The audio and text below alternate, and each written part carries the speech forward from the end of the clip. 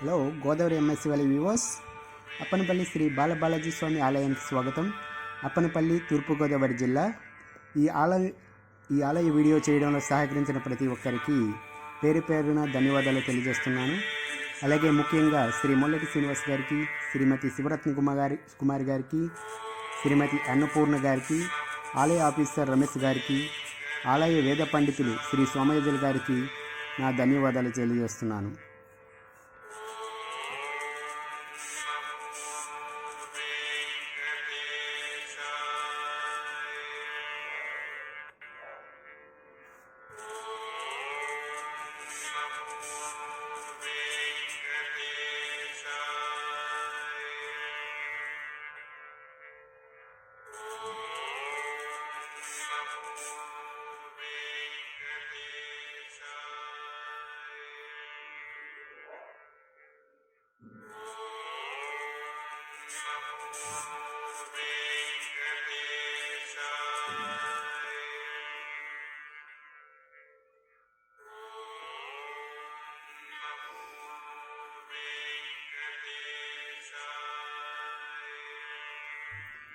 ఇప్పుడు మనం వెళ్ళేది స్వర్గీయ శ్రీ మొల్లటి రామస్వామి గారి ఇల్లు. ఇదే ఆయన ఇల్లు.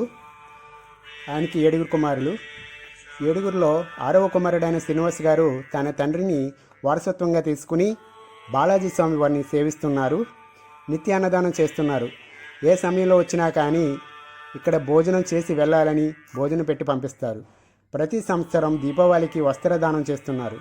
కాశీ తర్వాత ఆంధ్రప్రదేశ్లో ఈ అప్పనపల్లి బాలాజీ ఆలయంలోనే మొదటిసారి అన్నదానం మొదలయ్యింది.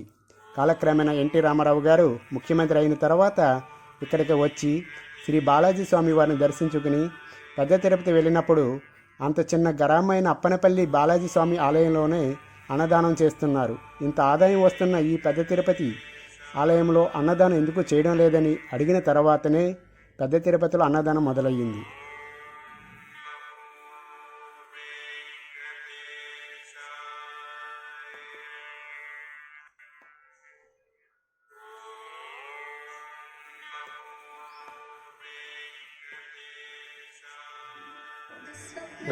అమ్మగారు పెట్టారు పోతారు ఇక్కడ చూసేటప్పుడు 70 కొత్త మంది పెట్టారు. 80 ఇంటర్ తిరుపతి ఫస్ట్ మంది ఈళ్ళలోనే ఇప్పుడు కంటిన్యూ. 90లో గవర్నమెంట్ మొత్తం తీసుకున్న మా దగ్గర నాన్నగారు నేను కట్టుబడులు ఇంటికి వచ్చేసాం. 90 నుంచి ఇప్పుడు 30 సంవత్సరాలు ఈ రోజు ఎలా పెడుతుంటారు.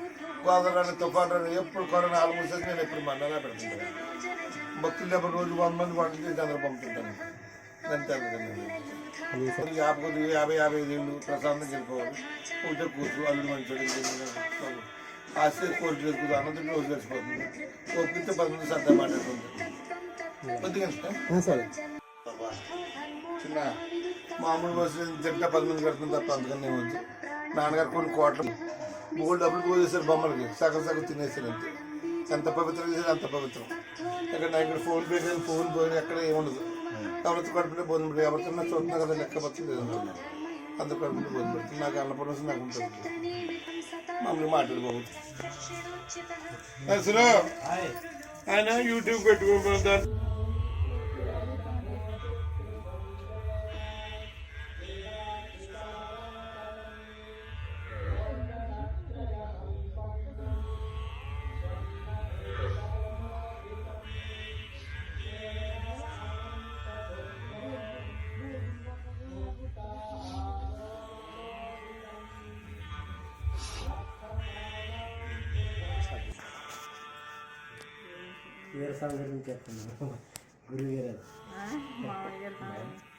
అదే నేను ఎప్పుడు చెప్పలేదండి. అందుకే మామయ్య గారు చిన్నప్పటి నుంచి మీరు పలానా అని చెప్పండి స్టార్టింగ్. నమస్తే అండి. మామయ్య గారు నేను 5వ కాలం రామస్వామి గారికి ఆయన ఫస్ట్ నుంచి అన్న దేవుడు వెంకన్న బాబు అంటే బాగా ఇష్టం అంటే 7th వరకు చదివి కొబ్బరికాయ వ్యాపారం చేసుకునేవారు మామయ్య గారు. కొబ్బరికాయ వ్యాపారంలోని ఆయన ప్రతి పావులవాట దేవుడికి ఇచ్చేవారటండి. తిరుపతి ఎట్టుకెళ్ళి వేసేవారట. ఇక 25-30 సంవత్సరాలు వెళ్ళగా ఆయనే ఒకసారి పాదాల దగ్గర పెట్టుకుంటానని అనుకున్నారటండి మామయ్య గారు. పాదాల దగ్గర పెట్టుకుంటా ఉంటే మరి అక్కడ ఒప్పుకోరు కదండి పంతులు. ఒప్పుకోకపోతే 3 రోజులు ఉపవాసం గజస్తంభం దగ్గర ఉండిపోయారట. ఉండిపోయేసరికి ఆయన చిన్న 9 సంవత్సరాల బాబు కింద కనిపించి మామయ్య గారిని రామస్వామి పేరు ఎవరు ఇక్కడ నన్ను పేరు పెట్టి పిలుస్తున్నారు అనుకున్నారట మామయ్య గారు. అనుకునేసరికి అప్పుడు రా, నిన్ను ఎవరు అడ్డు పెట్టరు, నేను తీసుకెళ్తాను లోపలికని ఆయన తీసుకెళ్ళి ఆ పాదాల దగ్గర ఆ ముడుపు పెట్టించి అదే రూట్లో మళ్ళీ వెనక్కి తీసుకొచ్చారటండి. తీసుకొచ్చి ఇన్ని సంవత్సరాల నుంచి నా కోసం భక్తిగా వస్తున్నారు కదా, మీరు నా కోసం ఇంత భక్తిగా వస్తున్నారు కనుక మీకోసం నేను అప్పనపల్లి వచ్చేస్తున్నానని ఆయన చెప్పారటండి. ఆ కుర్రాడు అలా చెప్పడంతో మామయ్య గారు అలా అంటే నిజం అంటే ఆయన ధ్వజస్తంభం కొంచెం ఎదరికెళ్ళి మాయమైపోయారంట అబ్బాయి. మాయమైపోయాక మామయ్య గారు ఇంటికి వచ్చాక కొబ్బరి కొట్లో కొడుకులు అయ్యి పడుకునేవారంటే కాపలా కొబ్బరి చేసేవారు కదా. పడుకుంటే నాన్నగారు ఎవరో నామాలు ఎవరో తిరుగుతున్నారు అని అనేవారటండి. ఎవరు తిరుగుతున్నారు అని అనుకుంటే ఎవరో కాదు, దేవుడు వెంకటేశ్వర స్వామి తిరుగుతారు బాబు, మీరు భయపడకండి అనేవారట కొడుకు. అలాగే ఆ గుళ్ళు కట్టినప్పుడు కూడా ఎవరిని రూపాయి సంద అడగకుండా ఆయన ఎలా వచ్చేదో ఆయనకే తెలియదు అంటే ఫోటోలు పొద్దున్న జీతాలు ఎలా ఇవ్వాలి, గుళ్ళు ఎలా అన్నీ ఆయన కట్టించుకుని నిత్యాన్నదానం గుళ్ళు కట్టక ముందు నుంచే నిత్యం భోజనాలట. ఆయన 62-62లోంచే మామయ్య గారు కనిపించేవారట దేవుడు. తర్వాత 72లోనే ఎప్పటి నుంచో భోజనాలు స్టార్ట్ చేశారంటండి. చేసి అలాగే కొన్నాళ్ళు సామాన్లన్నీ ఇచ్చేవారంట వండుకోమని. మళ్ళీ మిస్ అయిపోతున్నాయి సామాన్లని వంటలను పెట్టి చేయించేవారంట. ఇంకా ఎలా ప్రబలమైందో తెలీదు. తిరుపతి వెంకన్నబాబు అప్పనపల్లి వచ్చేసారు, తిరుమల వెంకన్నబాబు అప్పనపల్లి వచ్చేవారట. అందరూ ఆ డబ్బు ఎవరిని రూపాడకుండా స్థలాలన్నీ కొని అన్నీ దేవుడి పేరునే రాసేసారండి. ఆయన స్వార్థానికి ఆయన ఇల్లు కూడా కట్టుకోలేదు. అంతా దేవుడి కోసమే సేవ, నేను దేవుడి కోసమే పుట్టాను, దేవుడి కోసమే చేస్తానని అలాగే గవర్నమెంట్ కొన్నాళ్ళు సిరిసాగా నడిచిందండి. తర్వాత ఆయన కోపం వచ్చి నేను ఒకే చోట రెండు ఉండకూడదు, ఇద్దరు ఉండలేము, గవర్నమెంట్ అయినా ఉండాలి, మీరైనా నేను అక్కడ అన్నదానం చేసుకోగలనని ఇంటికి వచ్చేసారు. ఇంటికి వచ్చినప్పటి నుంచి మామయ్య గారు నిత్యాన్నదానం అలాగే ఇంటి దగ్గర కూడా రోజు ఆ దేవుడిని తీసుకుని ఇంట్లో దేవుడి పటం బొమ్మ ఉంది కదండి దగ్గర, ఆ ఎగురం తీసుకుని వచ్చేసి నేను కట్టించిన గుళ్ళు గోపురాలు అన్నీ తీసుకోవాలి కానీ నాలో దైవశక్తి మీరు ఎవరో తీసుకోలేరని వచ్చేసి అప్పటి నుంచి అన్నదానం ఇంటి దగ్గర కూడా చేసేవారండి. అప్పటికి మామయ్య గారు కాలం చేసినా కూడా ఆయన 6వ అబ్బాయి అలాగే నిత్యాన్నదానం చేస్తారండి. దీపావళికి ప్రతి సంవత్సరం బట్టలు అన్నదానం వస్త్రదానం అన్నీ చేస్తారు. కానీ ఎవరైనా భక్తులు అనుకుంటే కోరికైనా నెరవేరుతుందంటే ఆయన ఊర్లో వేయించడం ఇష్టం, ఊర్లు అంటే ఇష్టం. అందరూ భక్తులు మొక్కుకుని ఏమైనా కోరిక తీరితే ఊర్లో వేయిస్తారు. అన్నదానానికి నిమిత్తం పప్పులు డబ్బు తింటారు మామయ్య గారు అనేవారు మాట. డబ్బు తింటారు, అన్నదాలు అన్నీ తింటారు. అవి ఆయన ఆరగింతారు, మనం తింటామని చెప్పేవారండి ఎప్పుడునా. అలాగా ప్రబలమైంది. ఇప్పుడు మా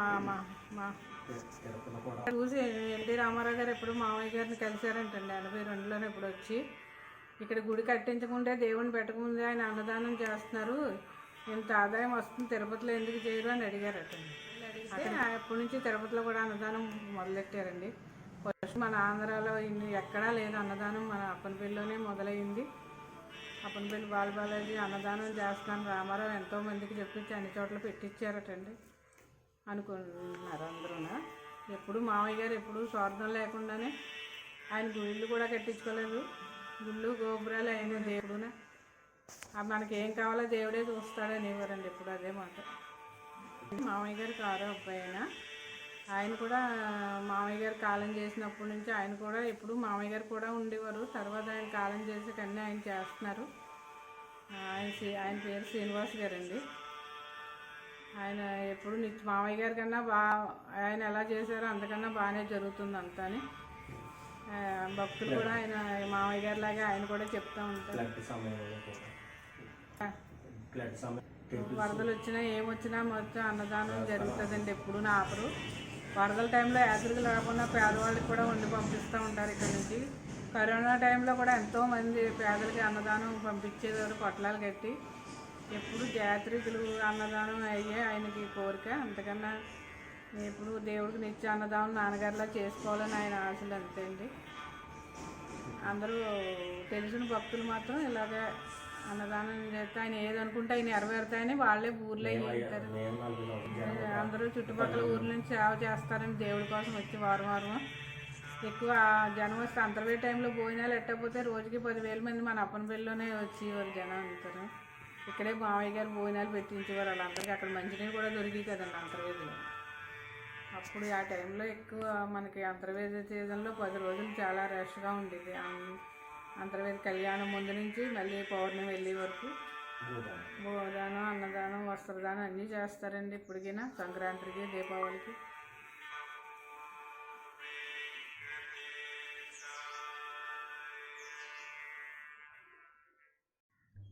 ఇప్పుడు మీరు చూస్తున్నది స్వర్గీయ శ్రీ మొల్లెటి రామస్వామి గారి ఇంటి దగ్గర జరిగే అన్న సమారాధన. ఆయన ప్రతిరోజు నిత్యం అన్న సమారాధన చేస్తారు. ఇంటికి వచ్చిన ప్రతి మనిషి కూడా ఎవరు కూడా ఆకలితో వెళ్ళకూడదు, ఏ సమయంలో వచ్చినా కూడా భోజనం చేసి వెళ్ళాలి అన్నది ఆయన కోరికట. అలాగే ఆ కోరికని ఆరవ కుమారుడైన శ్రీనివాస్ గారు దాన్ని పారపర్యంగా తీసుకెళ్తున్నారు.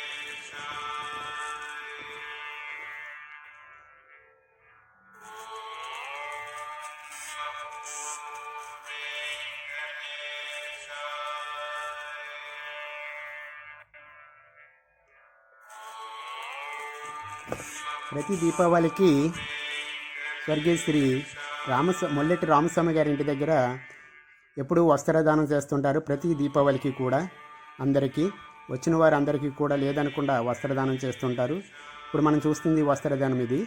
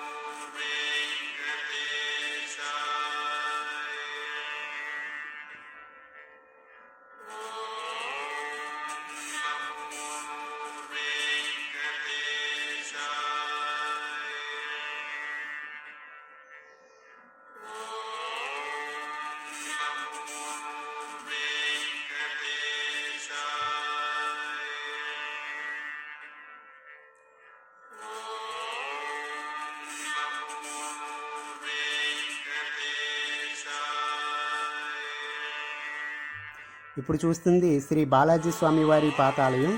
ఇక్కడే కొబ్బరికాయల కొట్టులో శ్రీ బాలాజీ స్వామి వారు వెలిశారు.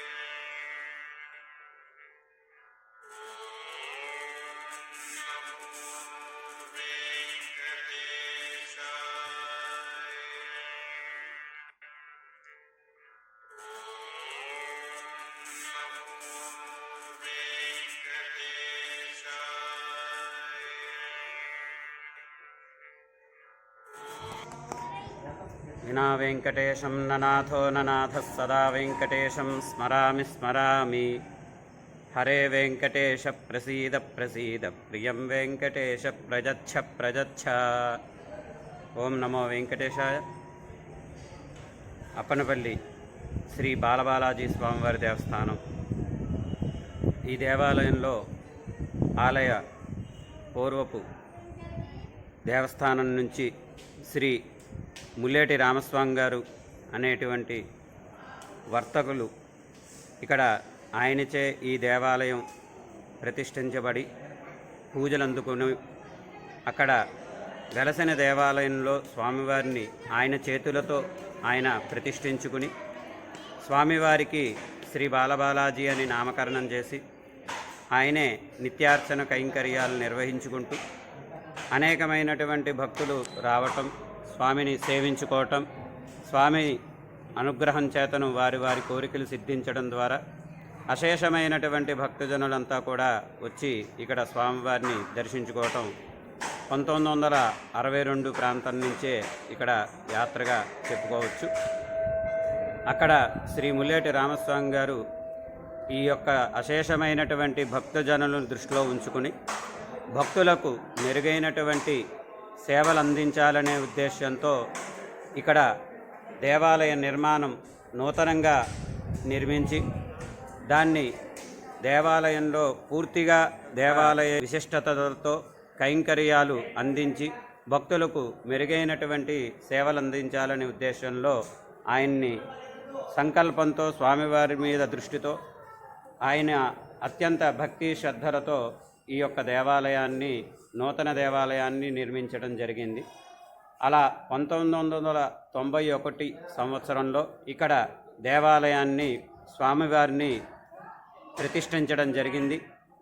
నాటి నుంచి కూడా శ్రీ బాలబాలాజీ స్వామివారి దేవస్థానం 2 దేవాలయాలుగా విరాజిల్లుతున్నది.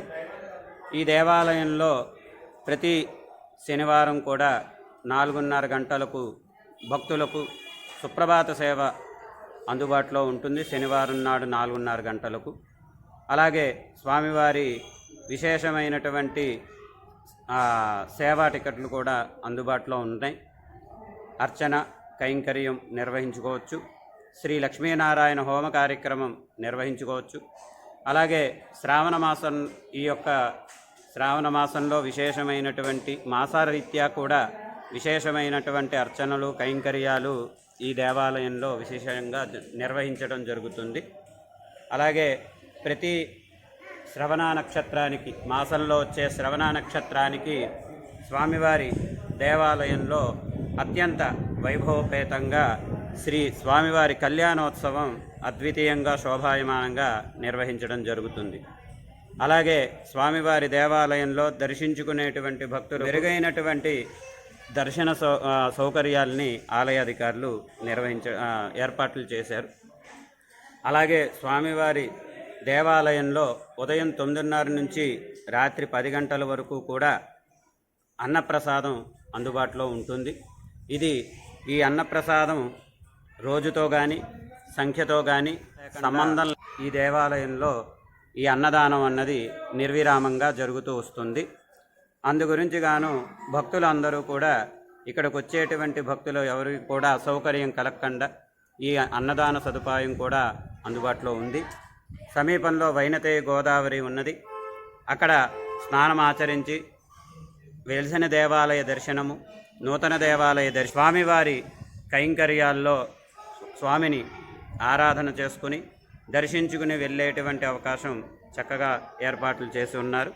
కావున ఈ దేవాలయంలో ప్రతిరోజు కూడా స్వామివారికి భక్తుల కోసం ఏ సేవ ఉన్నా కూడా అందరికీ కూడా దర్శన సౌభాగ్యం, అందరికీ కూడా మెరుగైనటువంటి దర్శనం ఏర్పాట్లు చేస్తూ వస్తున్నారు.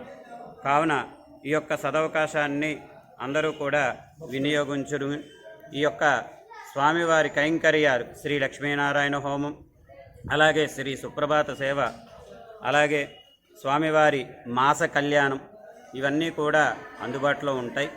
ఇవన్నీ కూడా స్వామివారి కైంకర్యాల్లో భాగస్వామ్యం కాబట్టి భక్తులంతా కూడా ఈ యొక్క సదవకాశాన్ని ఇచ్చుకొని స్వామివారి దర్శనం చేసుకుని స్వామివారి యొక్క పరిపూర్ణ అనుగ్రహానికి పాత్రులు కావలసిందిగా భక్తులందరినీ కూడా సవినయంతో మనవి చేస్తూ వస్తున్నాం. జై శ్రీ. అలాగే స్వామివారి ప్రతి సంవత్సరము కూడా ఈ క్షేత్రంలో శ్రీమద్ పాంచరాత్ర ఆగమోక్త ప్రకారంగా జ్యేష్ఠ శుద్ధ దశమి లగాయతు పౌర్ణమి వరకు కూడా పాంచాహ్నిక దీక్షతో స్వామివారి కళ్యాణోత్సవం శోభాయమానంగా సుందరంగా భక్తులందరినీ దృష్టిలో ఉంచుకుని ఏర్పాట్లు జరుగుతాయి. ఏకాదశి జ్యేష్ఠశుద్ధ ఏకాదశి రోజున స్వామివారి కళ్యాణ సేవ భక్తులకు అందుబాటులో ఉంటుంది. ఈ యొక్క సేవలో భాగంగా భక్తులంతా కూడా ఈ కళ్యాణ సేవలో పాల్గొనే వెసులుబాటు ఆలయ అధికారులు చేస్తారు. కావున ఈ యొక్క సేవలో కూడా భక్తులు తరించగలరు. అలాగే ప్రతి మాసంలో వచ్చే శ్రవణ నక్షత్రం రోజున స్వామివారికి సుందరంగా వైభవంగా చక్కగా స్వామివారి మాస కళ్యాణ సేవ భక్తులకు అందుబాటులో ఉంటుంది. దీన్ని కూడా భక్తులు ఈ సేవలో ప్రత్యక్షంగా పాల్గొనేటువంటి అవకాశం ఉన్నది. శ్రీ లక్ష్మీనారాయణ హోమం ఉదయం 10:30 నుంచి 12 గంటల వరకు ప్రతిరోజు కూడా శ్రీ లక్ష్మీనారాయణ హోమం భక్తులకు అందుబాటులో ఉంటుంది. ఈ యొక్క శ్రీ లక్ష్మీనారాయణ హోమం ఎక్కడా కూడా మనం చూడనటువంటిది, విననటువంటిది. ఈ క్షేత్రంలో మాత్రమే ఈ హోమం ఉన్నది. సకల కార్యసిద్ధి కోసం ఈ యొక్క హోమం నిర్వహించుకోవటం సర్వశుభప్రదం. కావున భక్తులంతా కూడా స్వామివారి కైంకర్యాల్లో పాల్గొని స్వామివారిని దర్శించుకుని మీ యొక్క కోరికలు అభీష్టములు స్వామివారికి నివేదించుకుని స్వామివారి కృపకు పాత్రలు కాగలరని మేము ఆశిస్తున్నాం. జై జై శ్రీమన్నారాయణ. భక్తులు ఎండదానం కొండ వద్దకు వచ్చి విరామం పెట్టి తగిన రసీదు పొందవలసిందిగా కోరుచున్నాం. ఓం నమో వెంకటేశాయ.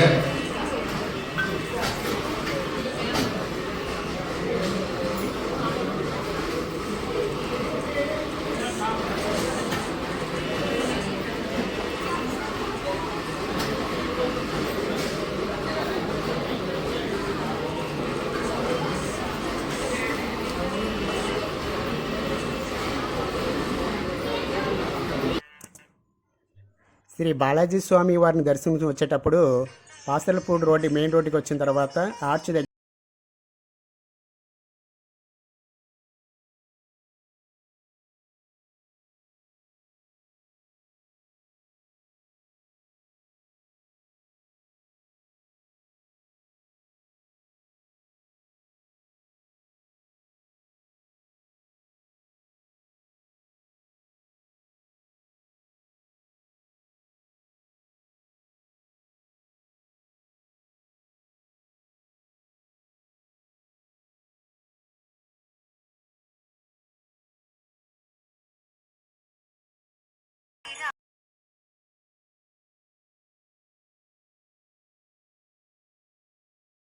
శ్రీ బాలాజీ ఆలయం దర్శించుకున్న